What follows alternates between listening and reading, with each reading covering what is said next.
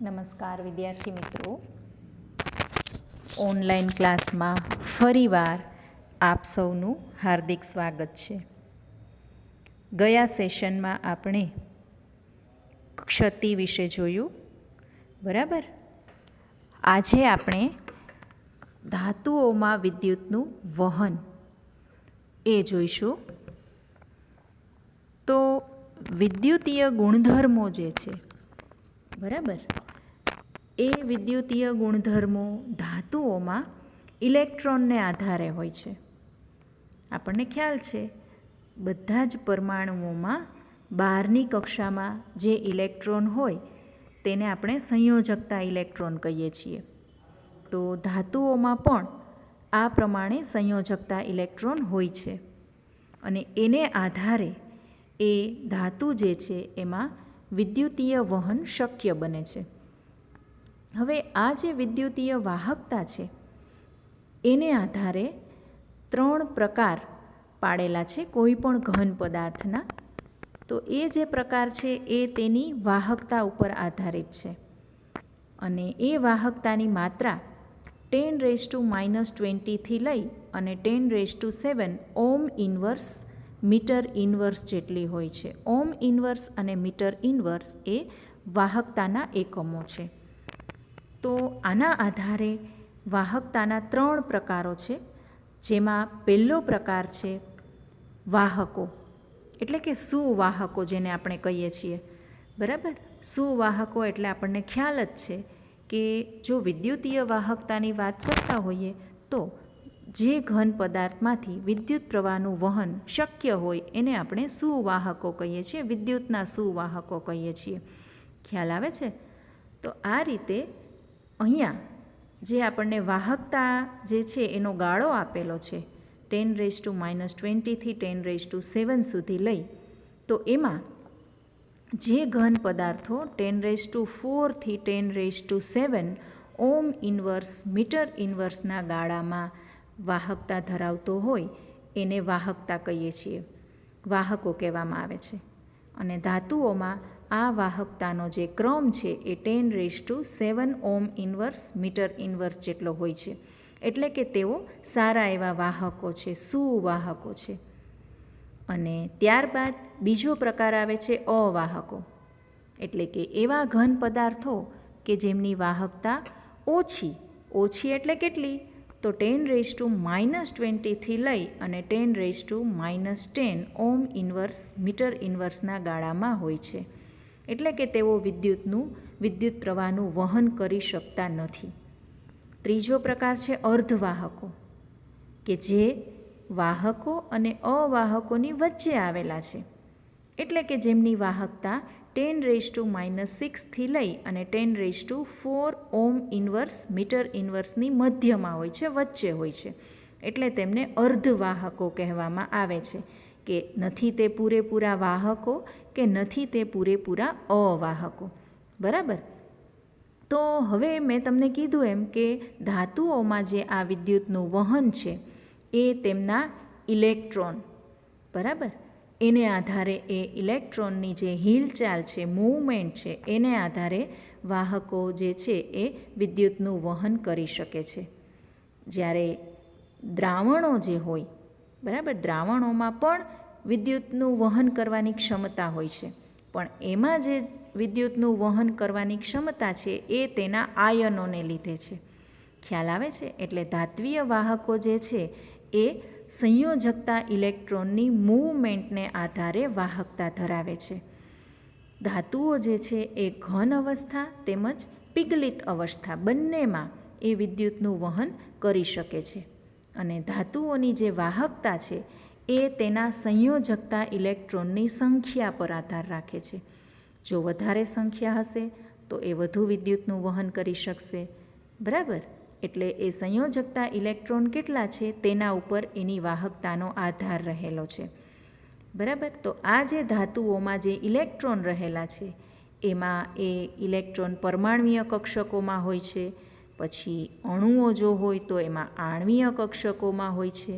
અને એ પરમાણ્વીય કક્ષકો અને આણ્વીય કક્ષકો જે છે એમની ઉર્જા એકબીજાની ખૂબ જ નજીક હોય છે અને એક પટની રચના કરે છે, બરાબર, એક પટ્ટો, જેને આપણે શક્તિપટ અથવા તો એનર્જી ગેપ કહેવામાં આવે છે.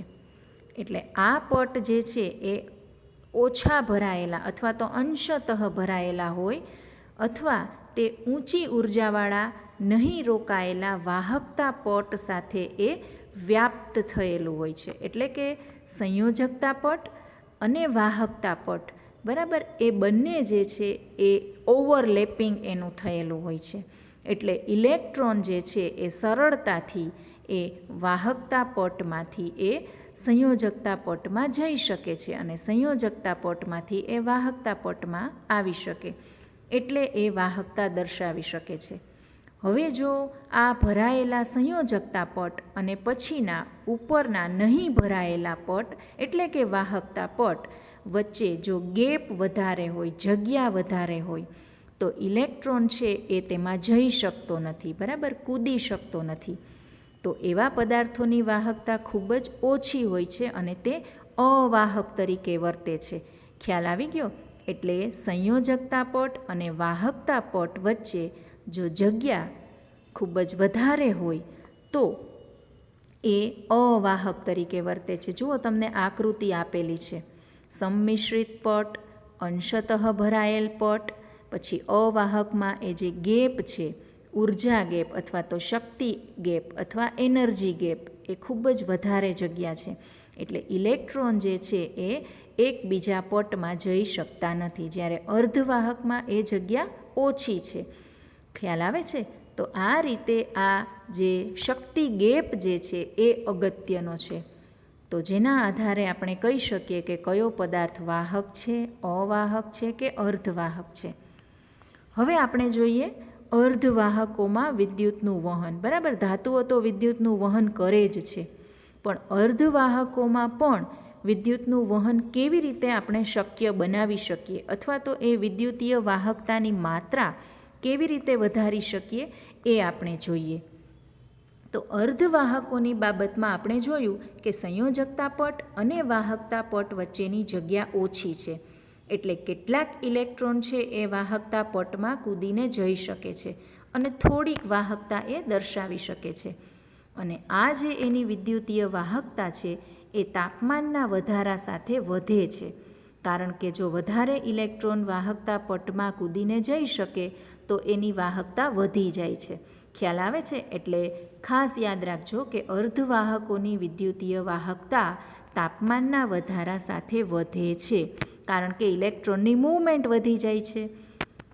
હવે આમાં અર્ધવાહકો જે છે એમાં મુખ્યત્વે સિલિકોન અને જર્મેનિયમ જેવા પદાર્થો છે એ આ પ્રકારની વર્તણૂક દર્શાવે છે અને એને આપણે આંતરિક અર્ધવાહકો એવું કહી શકીએ છીએ. અને આવા આંતરિક અર્ધવાહકોની વાહકતા છે એ ખૂબ જ ઉપયોગી છે અને એ વાહકતા વધારવા માટે એમાં હજુ એક વધુ આપણે કરી શકીએ કે એમાં યોગ્ય અશુદ્ધિને જરૂરી પ્રમાણમાં ઉમેરીએ તો એની વાહકતામાં વધારો કરી શકાય છે. હવે આ જે અશુદ્ધિ ઉમેરવાની જે ઘટના છે અથવા તો જે પ્રક્રિયા છે તેને ડોપિંગ કહેવામાં આવે છે, બરાબર. ડોપિંગ તમે નામ ક્યાંય સાંભળેલું હશે, યાદ આવે છે? ક્યાંય સાંભળેલું છે? હવે ન યાદ આવતું હોય તો હું જ કહી દઉં કે તમે સ્પોર્ટ્સને લગતા અને સ્પોર્ટ્સના જે સ્પોર્ટ્સમેન હોય છે, બરાબર, પ્લેયર્સ હોય છે, એના વિશે વાંચતા હશો, સાંભળતા હશો. તો એ લોકો જ્યારે કોઈ પણ કોમ્પિટિશનમાં પાર્ટ લેવા જાય ત્યારે એ લોકોને ડોપ ટેસ્ટ કરાવવાનો હોય છે. યાદ આવ્યું? બરાબર. એ ડોપ ટેસ્ટ એટલા માટે કે તેઓએ કોઈ સ્ટીરોઇડના ઇન્જેક્શન નથી લીધા કે એ લોકોએ કોઈ એવી દવા નથી લીધી કે જેને લીધે એ લોકોની જે એનર્જી જે છે એ ખૂબ વધી જાય, બરાબર. એના માટે એ લોકોએ આવી ડોપ ટેસ્ટ કરાવવાની હોય છે. તો એવું જ અહીંયા પણ કંઈક છે કે આપણે જો આવા અર્ધવાહકોની વાહકતા વધારવા ઈચ્છતા હોય તો એમાં થોડી ઘણી અશુદ્ધિ, યોગ્ય અશુદ્ધિ, બરાબર, ગમે તે નહીં, એ યોગ્ય અશુદ્ધિ ઉમેરીએ તો એનું આપણે વાહકતામાં વધારો કરી શકીએ છીએ. તો એના માટે ડોપિંગ માટે સિલિકોન અને જર્મેનિયમ જેવા આંતરિક અર્ધવાહકો છે એમાં કાં તો વધુ ઇલેક્ટ્રોન ધરાવતા અથવા તો ઓછા ઇલેક્ટ્રોન ધરાવતા જે તત્વો છે એનો આપણે આવી અશુદ્ધિ માટે ઉપયોગ કરી શકીએ છીએ, જેના 2 પ્રકાર તમને આપેલા છે, ઇલેક્ટ્રોન સમૃદ્ધ અશુદ્ધિ અને ઇલેક્ટ્રોન ઉણપ અશુદ્ધિ. તો જોઈએ આપણે, તો આવી જ્યારે અશુદ્ધિઓ દાખલ કરવાની હોય છે ત્યારે એ આપણે એક બિંદુ ક્ષતિ અને રેખા ક્ષતિ આવી ગઈ. તો એમાં આ ત્રીજો પ્રકાર છે, ઇલેક્ટ્રોનીય ક્ષતિ આપણે દાખલ કરીએ છીએ. તો ઇલેક્ટ્રોન સમૃદ્ધ અશુદ્ધિ એટલે શું? તો તમને સૌને ખ્યાલ છે કે સિલિકોન અને જર્મેનિયમ 14મા સમૂહમાં આવે છે, બરાબર. 14મા સમૂહમાં આવે છે એટલે તેની જે 12ની કક્ષા છે એના એટલે અથવા તો સંયોજકતા કક્ષા, એમાં 4 ઇલેક્ટ્રોન હશે, એટલે એ 4 સહસંયોજક બંધ બનાવી શકે છે, બરાબર. હવે જ્યારે તેમનું આપણે સમૂહ 15 એની બાજુનો સમૂહ કે જે સમૂહ 15ના તત્વો છે તેમાં 5 ઇલેક્ટ્રોન હશે 12ની કક્ષામાં, એવા જે તત્વો છે ફોસ્ફરસ અથવા તો આર્સેનિક, એના વડે જ્યારે ડોપિંગ કરવામાં આવે છે, એટલે કે તે ફોસ્ફરસ અથવા તો આર્સેનિકની અશુદ્ધિ ઉમેરવામાં આવે છે ત્યારે તે સિલિકોન અથવા તો જર્મેનિયમના કેટલાક લેટિસ સ્થાનો રોકી લે છે. આંતરાલીય ક્ષતિ યાદ આવ્યું ને? તો 5માંથી 4 ઇલેક્ટ્રોન સિલિકોનના 4 પાડોશી પરમાણુ સાથે સહસંયોજક બંધ બનાવવામાં વપરાશે. વધ્યો એક 5મો ઇલેક્ટ્રોન, બરાબર, એ વિસ્થાનીકૃત થાય છે, એટલે એની કોઈ જગ્યા નથી મળતી, એટલે એ આસપાસ આખા સ્ફટિકમાં ઘૂમે છે, એટલે એને વિસ્થાનીકૃત આપણે કહીએ. તો આવો જે વિસ્થાનીકૃત ઇલેક્ટ્રોન છે એ ડોપ કરેલા સિલિકોન અથવા તો જર્મેનિયમની વાહકતામાં વધારો કરે છે. ખ્યાલ આવી ગયો? એટલે આ પ્રમાણે આપણે ઇલેક્ટ્રોન સમૃદ્ધ એટલે કે સિલિકોન અથવા તો જર્મેનિયમ કરતાં વધુ ઇલેક્ટ્રોન ધરાવતા તત્વો સાથે આપણે ડોપિંગ કરી અને તેની વાહકતામાં વધારો કરી શકીએ છીએ. અને આ પ્રકારનું જે ડોપિંગ કરેલું છે એમાં ઇલેક્ટ્રોન વધારે છે, એટલે કે ઋણ વીજભાર વધારે છે, તેથી તેને N પ્રકારનો અર્ધવાહક, N એટલે નેગેટિવ પ્રકારનો અર્ધવાહક આપણે કહી શકીએ છીએ. હવે આપણે જોઈએ ઇલેક્ટ્રોન ઉણપ અશુદ્ધિ.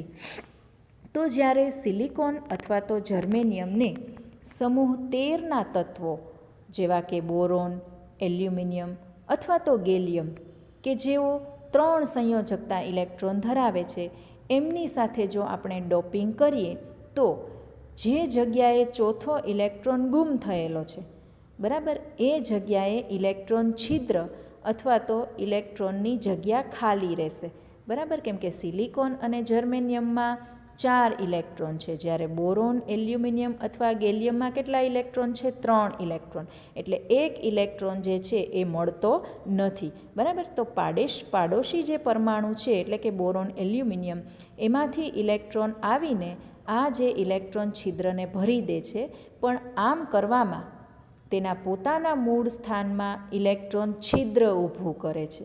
ખ્યાલ આવે છે? તો આવું દેખાશે. જુઓ, તમને આકૃતિ આપેલી છે કે ઇલેક્ટ્રોન છિદ્ર નહીં ભરાયેલા ઇલેક્ટ્રોન છિદ્રની વિરુદ્ધ દિશામાં જાય છે, એટલે કે વિદ્યુત ક્ષેત્રની અસરથી ઇલેક્ટ્રોન જે છે એ ધનભાર ધરાવતી પ્લેટ તરફ ઇલેક્ટ્રોન છિદ્ર દ્વારા જશે, એટલે કે ઇલેક્ટ્રોન છિદ્ર ધન ભાર વડે રોકાયેલા છે. તેથી આ પ્રકારના જે અર્ધવાહકો છે તેને P એટલે કે પોઝિટિવ પ્રકારના અર્ધવાહકો આપણે કહી શકીએ, બરાબર. ખ્યાલ આવી ગયો? ઇલેક્ટ્રોન ઉણપ અશુદ્ધિ કે જેમાં 1 ઇલેક્ટ્રોન ઓછા ધરાવતા તત્વો સાથે ડોપિંગ કરવામાં આવે છે, જેને P પ્રકારનો અર્ધવાહક કહે છે. અને ઇલેક્ટ્રોન સમૃદ્ધ અશુદ્ધિ, તો તેમાં આપણે સિલિકોન અને જર્મેનિયમ જે છે એમાં આપણે સમૂહ 15ના તત્વો જેવા કે ફોસ્ફરસ અથવા તો આર્સેનિક જેવા તત્વો કે જેમાં વધારે ઇલેક્ટ્રોન છે તેની સાથે ડોપિંગ કરીએ તો એ N પ્રકારના અર્ધવાહકો બને છે, બરાબર. માર્ચ 2020ની પરીક્ષામાં આ પ્રશ્ન જે છે એ પૂછાયેલો છે, ઇલેક્ટ્રોન ઉણપ અશુદ્ધિ અને ઇલેક્ટ્રોન સમૃદ્ધિ અશુદ્ધિ, બરાબર. એટલે ઇમ્પોર્ટન્ટ છે. હવે આપણે જોઈએ N પ્રકારના અને P પ્રકારના અર્ધવાહકોના ઉપયોગો ક્યાં ક્યાં ઉપયોગી છે. તો આ જે N અને P પ્રકારના જે અર્ધવાહકો છે એના દ્વારા ડાયોડ બનાવવામાં આવે છે. બરાબર, 2 પ્રકારના ડાયોડ બનાવી શકાય છે, મુખ્યત્વે NPN પ્રકારના અને PNP પ્રકારના. બરાબર, તો આ રીતે એક પ્રકારનો અર્ધવાહક બીજા પ્રકારના 2 અર્ધવાહક વચ્ચેના સ્તરમાં સેન્ડવિચ કરીને બનાવવામાં આવે છે. ખ્યાલ આવે છે? એટલે 2 જે છે એ N પ્રકારના અને એની વચ્ચે P પ્રકારનો, અથવા તો 2 જે છે એ P પ્રકારના એની વચ્ચે N પ્રકારનો. તો આવો જે ડાયોડ બને છે એ ટ્રાન્ઝિસ્ટર રેડિયો અથવા તો ઓડિયો સિગ્નલ જે છે એને પરખવા માટે, એને એમ્પ્લિફાય એટલે એને ખૂબ જ મોટું બનાવવા માટે વાપરી શકાય છે. અને આ ઉપરાંત જે કુદરતી જે છે સૌરકોષ છે આપણે કહીએ છીએ, એટલે કે સૂર્યની જે ઉર્જા જે છે, પ્રકાશ ઉર્જાને વિદ્યુતીય ઉર્જામાં ફેરવતું જે સાધન છે જેને આપણે સોલાર સેલ કહીએ છીએ, એ પણ એક પ્રકારનો ફોટો ડાયોડ છે. ખ્યાલ આવે છે? તો આ પ્રકારના જે ડાયોડ જે છે એ રેક્ટિફાયર તરીકે વપરાય છે ઇલેક્ટ્રોનિક સાધનો બનાવવા માટે. ત્યારબાદ જે જર્મેનિયમ અને સિલિકોન જે સમૂહ 14ના તત્વો છે, બરાબર, એ હીરાની જેમ જ 4 બંધ રચે છે. તો આવા જે ઘન અવસ્થા પદાર્થો છે એ સમૂહ 13 અને 15 અથવા તો સમૂહ 12 અને 16ના તત્વોના સંયોગીકરણથી એટલે એના સંયોજનથી બનાવાયેલા છે. જે જર્મેનિયમ અથવા તો સિલિકોનના સરેરાશ 4 સંયોજકતા ઇલેક્ટ્રોનને એ ઉદ્દીપિત કરે છે. અને સમૂહ 13-15ના વિશિષ્ટ સંયોજનો જેને ઇન્ડિયમ એન્ટીમની, એલ્યુમિનિયમ ફોસ્ફરસ અને ગેલિયમ આર્સેનિક છે. ગેલિયમ આર્સેનાઇડ અર્ધવાહકો ખૂબ જ ઝડપી રિસ્પોન્સ આપે છે. બરાબર, અને તેમને આપણે અર્ધવાહક સાધનોના ઉપકરણો એટલે કે ડિવાઇસ એ અત્યારે એ આધુનિક એની ડિઝાઇનમાં ખૂબ જ એ વધારે ઉપયોગી છે. આ ઉપરાંત બીજા પણ અન્ય ઉદાહરણો છે, ઝિંક સલ્ફાઇડ, કેડમિયમ સલ્ફાઇડ, બરાબર, કેડમિયમ સેલેનાઇડ અને મર્ક્યુરી ટેલ્યુરાઇડ, એ બધા સમૂહ 12-16ના સંયોજનોના ઉદાહરણો છે. એટલે આ રીતે પણ આપણે આ આધુનિક એટલે કે અત્યારે જે ટેકનોલોજી જે છે એમાં આવા અર્ધવાહકો છે એ ખૂબ જ ઉપયોગી છે. આ ઉપરાંત ઘણા એવા પણ ઓક્સાઇડો છે, સંક્રાંતિ ધાતુ ઓક્સાઇડ, બરાબર, સંક્રાંતિ ધાતુ તત્વો એટલે ડી વિભાગના તત્વો, જે તમારે હવે આવશે આગળ. તો ડી વિભાગના તત્વો જે છે એ ડી વિભાગના ધાતુના ઓક્સાઇડ એ વિદ્યુતીય ગુણધર્મમાં ખૂબ જ વધારે એમાં ડિફરન્સ જોવા મળે છે. દાખલા તરીકે ટિટેનિયમ ઓક્સાઇડ છે, ક્રોમિયમ ડાયોક્સાઇડ છે, રેનિયમ ટ્રાયોક્સાઇડ છે, એ બધા ધાતુની જેમ જ વર્તે છે. આમ છે એ સંયોજનો, બરાબર, પણ એના જે વિદ્યુતીય ગુણધર્મો છે એ ધાતુ તત્વો જેવા જ હોય છે. રેનિયમ ઓક્સાઇડ એટલે કે ReO3 એની વાહકતા અને દેખાવ એ ધાત્વીય કોપર જેવો જ છે. આ MCQ ખૂબ જ અગત્યનો છે, એટલે યાદ રાખજો. બરાબર, તમને પૂછાય કે નીચે પૈકી કોનો દેખાવ અને વાહકતા કોપર જેવું છે, તો રેનિયમ ઓક્સાઇડ. અને બીજા કેટલાક ઓક્સાઇડો પણ છે, દાખલા તરીકે vanadium oxide, vanadium dioxide, vanadium trioxide, titanium trioxide, એ બધા તાપમાન ઉપર આધારિત ધાત્વીય અથવા તો અવાહકતાના ગુણધર્મો દર્શાવે છે. એટલે કે એની જે વાહકતા છે અને એનો ધાતુનો ગુણધર્મ છે એ તાપમાન ઉપર આધારિત છે.